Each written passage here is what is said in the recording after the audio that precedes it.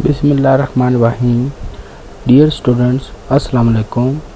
Hopefully everyone is fine. Today our topic is about speed of nerve impulse and synapse for class biology second year. First we discuss about the learning objective. We want to understand the speed of nerve impulse and also discuss the structure and function of synapse. First we discuss about the speed of nerve impulse. The speed of nerve impulse vary from neuron to neuron because it depends upon the nature of the stimulus and also it depends upon the diameter of the neuron, which we'll discuss later on. It shows slow movement in sensory neuron while it show fast in motor neuron.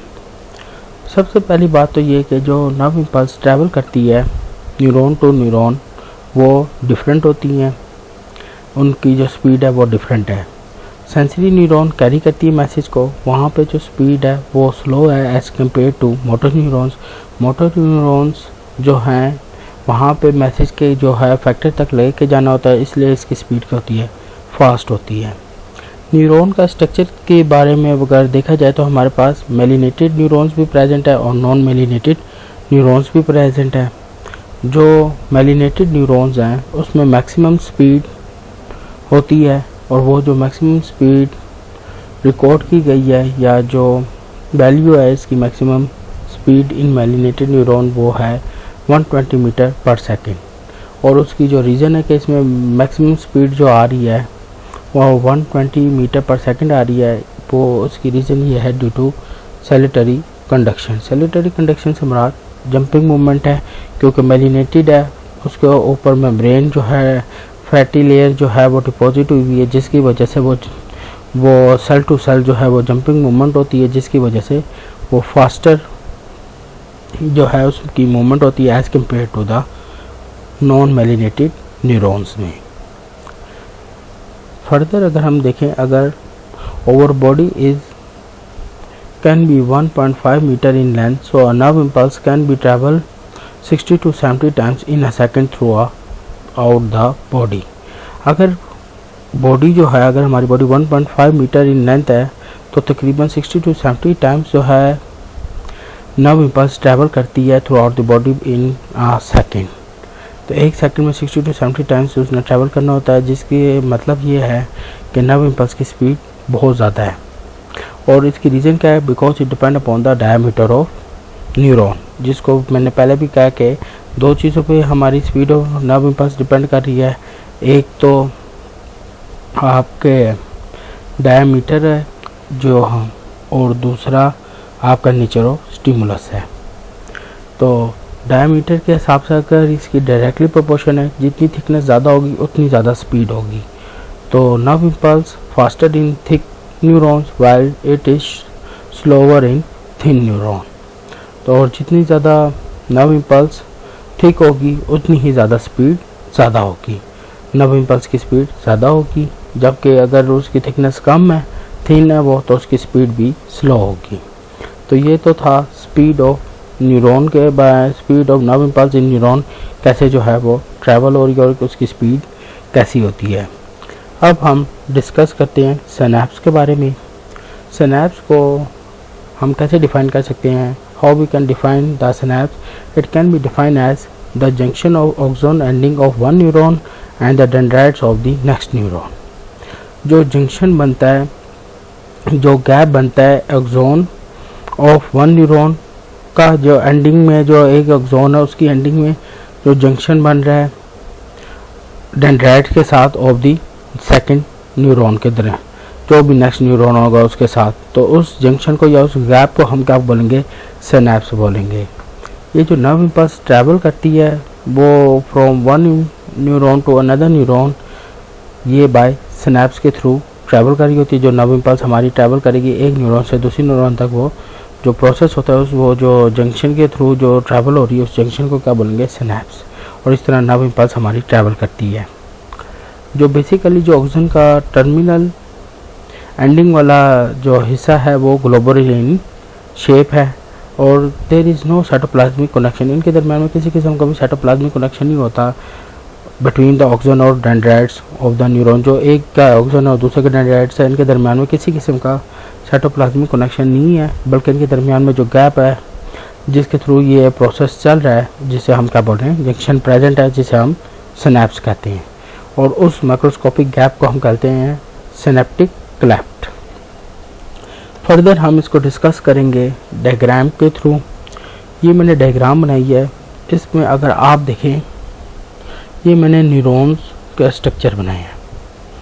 इधर ये जो मेरा neuron का structure बनाया है, तो इधर अगर आप देखें ये ऑक्सोन ट्रैवल कर रही है और ये ऑक्सोन के टर्मिनल्स हैं यहाँ, और ये डेंड्राइट्स हैं, ये सेल बॉडी है। ये एक न्यूरॉन है, ये सेकंड न्यूरॉन आ गई, सेकंड न्यूरॉन्स के ये डेंड्राइट्स है, ये सेल बॉडी है, ये ऑक्सोन जा रही है और ये ऑक्सोन के टर्मिनल्स आ गए।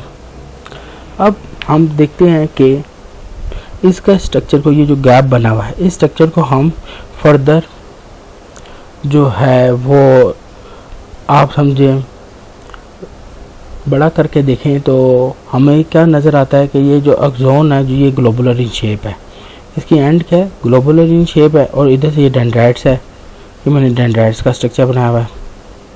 तो जो ग्लोबुलर इन शेप में आपको ये नज़र आ रहा है, ये एक्सोन की एंडिंग है, जो एक्सोन की एंडिंग मौजूद है। और इधर क्या है, मेरे पास न्यूरोट्रांसमीटर्स भी मौजूद है, माइटोकॉन्ड्रिया भी मौजूद है, ठीक है, गोल्जी ऑपरेटर्स भी मौजूद है जो, और ये जो इसकी मेम्ब्रेन बनी है, इसमें हमारे पास कैल्शियम चैनल्स भी प्रेजेंट होंगे। और इस मेम्ब्रेन को हम क्या बोलते हैं, जो ऑक्सोन की मेम्ब्रेन है, इसे हम बोलते हैं प्री सिनेप्टिक मेम्ब्रेन बोलेंगे।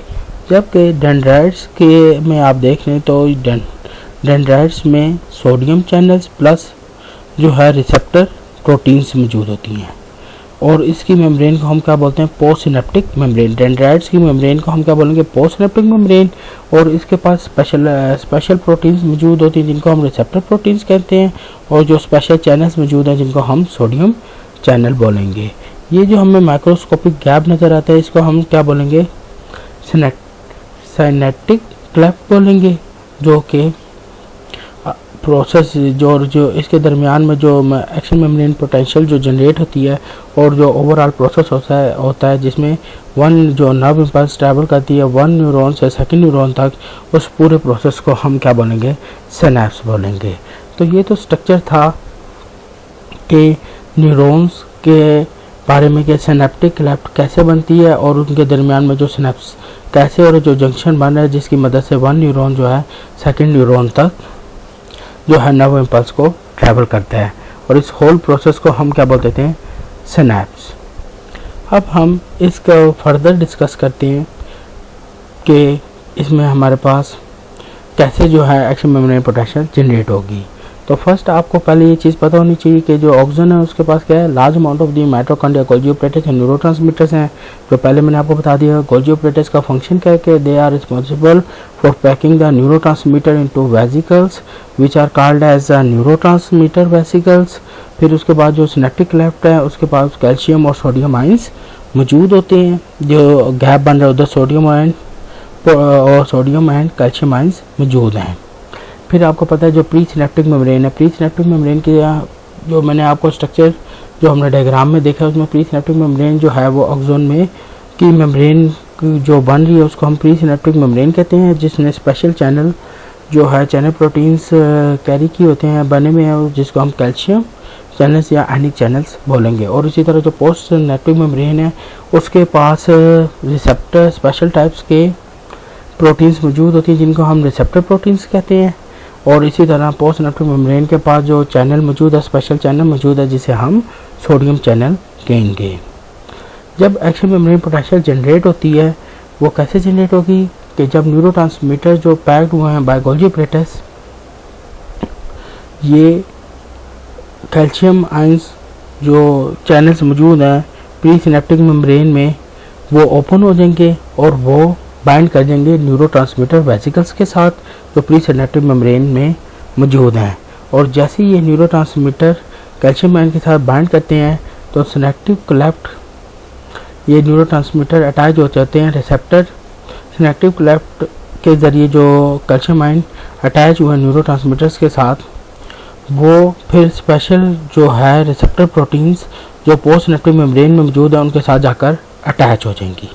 पोस्ट सिनेप्टिक मेम्ब्रेन के साथ जैसे ही ये अटैच होंगी तो आपके पास जो सोडियम चैनल्स हैं पोस्ट सिनेप्टिक मेम्ब्रेन में जो कि डेंड्राइट्स का हिस्सा है, वो क्या करेंगे, वो उनकी वजह से मेम्ब्रेन में डीपोलराइजेशन हो जाएगी, चार्जेस चेंज होंगे, जिसकी वजह से एक्शन मेम्ब्रेन पोटेंशियल जो है डेंड्राइट्स में जनरेट होगा, और जिसकी वजह से क्या है जो नर्व इम्पल्स है वो one neuron to the another neuron का होगा ट्रैवल कर जाएगा, और इस होल प्रोसेस को हम क्या बोलते हैं, सिनेप्सिस बोलते हैं। फिर मैं एक दफ़ा आपको अगर हम देखें, हम फिर दोबारा स्ट्रक्चर को अगर देखते हैं तो हमने अगर आप देखें, ये मैंने आपको पहले भी बताया था कि ये ऑक्सोन की एंडिंग है, इधर स्पेशल जो चैनल्स मौजूद हैं जिसको हमने कैल्शियम चैनल बोला था, और उसके बाद मैंने आपको ये पहले बता दिया कि कैल्शियम और सोडियम आयंस सिनेप्टिक क्लेफ्ट में मौजूद होते हैं, और जो है यहाँ पे न्यूरोट्रांसमीटर्स प्रेजेंट है। जब न्यूरोट्रांसमीटर्स पैक होकर जो न्यूरोट्रांसमीटर वेसिकल्स बन जाते हैं, वो कैल्शियम आयन के साथ जब बाइंड करेंगे सिनेप्टिक क्लेफ्ट के अंदर, तो वो क्या काजेस करते हैं, वो मेम्ब्रेन पोटेंशियल का फंक्शन एक्ट करते हैं कि सोडियम गेट्स ओपन हो जाएंगे, जिसकी वजह से क्या होगा कि मेम्ब्रेन पोटेंशियल जनरेट होगा डेंड्राइट्स के अंदर। ये हमारे पास डेंड्राइट्स है जो पोस्ट सिनेप्टिक मेम्ब्रेन है, और जिसकी वजह से जो नर्व इम्पल्स है आपके पास, ये देखें ये एक्शन मेम्ब्रेन पोटेंशियल जो है ट्रैवल कर रही है न्यूरॉन से वन न्यूरॉन से सेकंड न्यूरॉन तक, जो है वो एक्शन मेम्ब्रेन पोटेंशियल ट्रैवल कर जाएगी, और इधर भी चार्जेस चेंज होने की वजह से क्या हुआ, डीपोलराइजेशन की वजह से मेम्ब्रेन पोटेंशियल जनरेट हुई है, और जिसकी वजह से क्या हुआ ये nerve impulse travel from one neuron to the another neuron पहुंच जाएंगे। तो क्यों पहुंचेंगे, क्योंकि जो इनके पास जो न्यूरो रिसेप्टर्स जब कैल्शियम आयन के साथ बाइंड हुए थे, तो they have the ability to attach with the receptor proteins for neurotransmitters. इनके पास जो आपके पास जो ये पोस्ट सिनेप्टिक मेम्ब्रेन है, इनके पास रिसेप्टर प्रोटीन्स प्रेजेंट है जो न्यूरोट्रांसमीटर को साथ अटैच हो सकती हैं, और जैसे ही ये अटैच होंगी न्यूरोट्रांसमीटर जो रिसेप्टर प्रोटीन न्यूरोट्रांसमीटर्स के साथ सोडियम गेट्स ओपन हो जाएंगे, जिसकी वजह से आपके पास जो मेम्ब्रेन पोटेंशियल है वो डीपोलराइजेशन हो जाएगी, और डीपोलराइजेशन की वजह से आपके पास क्या होगी, एक्शन मेम्ब्रेन पोटेंशियल जनरेट होगी, और जिसकी वजह से आपके पास nerve impulse one neuron to second neuron travel होती जाएगी, और इसी तरह ये प्रोसेस फर्दर ऑन चलता जाएगा, और मैसेज जो है वो ट्रैवल जो है one neuron to second neuron and then next neuron move करता जाएगा। और इसे ये जो प्रोसेस हो रहा है जिसमें आपके पास कैल्शियम आयंस जो है, जिसमें प्री सिनेप्टिक मेम्ब्रेन और पोस्ट सिनेप्टिक मेम्ब्रेन के दरमियान जो ये कैल्शियम आयन और सोडियम आयंस जो मौजूद हैं, जो स्पेशल रिसेप्टर प्रोटीन्स मौजूद हैं जो अटैच करती है न्यूरोट्रांसमीटर्स को, तो वो रिस्पॉन्सिबल हैं क्या, वो किसके लिए, कौन से प्रोसेस के लिए, एक्शन मेम्ब्रेन पोटेंशियल के लिए, और इस होल प्रोसेस को हम क्या बोलते हैं, सिनेप्स बोलेंगे। और इस तरह एक न्यूरॉन से दूसरे न्यूरॉन तक मैसेज ट्रैवल करेगा। अगर हम फर्दर इस प्रोसेस को डिस्कस करें तो सबसे पहले हमारे पास क्या होती है, एक्शन मेम्ब्रेन पोटेंशियल जो है वो हमारे पास प्री सिनेप्टिक जो मेम्ब्रेन है वहाँ तक पहुँच जाएगी। मतलब प्री सिनेप्टिक मेम्ब्रेन हमारे पास कौन सी, ये हमारे पास जो नज़र आ रही है ऑक्सोन का जो ये टर्मिनल एंड होता है, जिसको एंडिंग वाला हिस्सा है उसे हम क्या बोलते हैं, प्री सिनेप्टिक मेम्ब्रेन बोलते हैं। यहाँ पे क्या जो मेम्ब्रेन मौजूद है उसे हम प्री सिनेप्टिक मेम्ब्रेन कहेंगे। जब एक्शन मेम्ब्रेन पोटेंशियल यहाँ पहुँच जाएगी तो डीपोलराइजेशन होगी। डीपोलराइजेशन का मतलब ये है एक्शन मेम्ब्रेन पोटेंशियल जनरेट होगी, जिसका मतलब ये है कि कैल्शियम आयन रिलीज़ होंगे और वो न्यूरोट्रांसमीटर के साथ अटैच हो जाएंगे। जैसे ये कैल्शियम आयन रिलीज़ हुए, न्यूरोट्रांसमीटर्स के साथ अटैच हुए, तो न्यूरोट्रांसमीटर जो है वो special protein, special receptor proteins, ये रिसेप्टर प्रोटीन्स जो हैं प्रेजेंट या चैनल प्रोटीन्स, आपको ये रिसेप्टर प्रोटीन्स नज़र आ रही हैं या चैनल रिसेप्टर्स नज़र आ रहे हैं, ये क्या होंगे, इन न्यूरोट्रांसमीटर्स के साथ अटैच्ड हो जाएंगे। और जैसे ही न्यूरोट्रांसमीटर्स के साथ ये जो चैनल, ये जो रिसेप्टर प्रोटीन्स हैं इनके साथ अटैच हो जाएंगे, या चैनल रिसेप्टर्स इनके साथ अटैच होंगे। They are responsible for causing the depolarization in dendrites. अब ये आपके पास डेंड्राइट का हिस्सा, डीपोलराइजेशन इन डेंड्राइट्स हो जाएगी। डीपोलराइजेशन इन डेंड्राइट्स का मतलब ये है कि एक्शन मेम्ब्रेन पोटेंशियल जनरेट हो जाएगी और सोडियम जो गेट्स हैं जो हैं वो ओपन हो जाएंगे, जिनकी वजह से सोडियम आयन की मूवमेंट होगी। फिर उसके बाद क्या होगा, यही एक्शन फर्दर प्रोसेस चलेगा और एक्शन मेम्ब्रेन पोटेंशियल जो है वो नेक्स्ट सेल तक प्रोपेगेट करता जाएगा। देखेंगे opening and closing of the channel causes change in post synaptic membrane potential. मतलब जाहिर बात है, जैसे ये इस रिसेप्टर प्रोटीन्स जो आपके पास पोस्ट सिनेप्टिक मेम्ब्रेन में मौजूद हैं, जैसे ही अटैच होंगे तो depolarization occurs in dendrites and which is responsible for causing the action membrane potential in the dendrites. और यही एक्शन मेम्ब्रेन जो प्रोपेगेशन है फर्दर ऑन नेक्स्ट न्यूरॉन या नेक्स्ट सेल्स तक प्रोपेगेट करेगा, और यूँ एक्शन मेम्ब्रेन पोटेंशियल जो है वो मैसेज जो है नर्व इम्पल्स को ट्रैवल करता जाएगा from one neuron to the another neuron. फिर एट लास्ट क्या होगा कि आपके पास जो हैं मुख्तलिफ न्यूरोट्रांसमीटर्स ऐसे होंगे जो क्या करेंगे, इस प्रोसेस को जो है इनएक्टिवेट करेंगे, वो आकर अटैच होंगे और इस होल प्रोसेस को स्टॉप कर देंगे और ब्लॉक कर देंगे। और फिर इस तरह आपका वो जो मैसेज जो ट्रैवल हो रहा था वो जो है वो इनएक्टिवेट हो जाएगा और इस तरह जो आपके और जो नर्व इम्पल्स है वो ब्लॉक हो जाएगी, या आप समझिए यार वो हिसाब पैरालाइज हो जाएगा। तो इस तरह इसलिए क्योंकि नर्व इम्पल्स अगर टोटली एक दफ़ा बन जाए और उसके बाद ट्रैवल करती जाए और स्टॉप ना की जाए तो उसके लिए वो भी मसला है। तो उसके लिए क्या होता है कि हमारे पास न्यूरो ट्रांसमीटर्स ऐसे भी मौजूद हैं, वो एंड पे आके अटैच होते हैं और उस होल प्रोसेस को स्टॉप कर देते हैं। तो ये तो जनरलाइज्ड मैकेनिज़्म था कि कैसे सिनेप्स जो है वो जो है नर्व इम्पल्स कैसे ट्रैवल करती है और सिनेप्स कैसे अकर होता है, और लास्ट में जो है वो न्यूरोट्रांसमीटर ही उसको डीएक्टिवेट कर देता है। तो ये तो था सिनेप्स के बारे में। नेक्स्ट टाइम हम न्यूरोट्रांसमीटर्स के बारे में पढ़ेंगे। Thank you.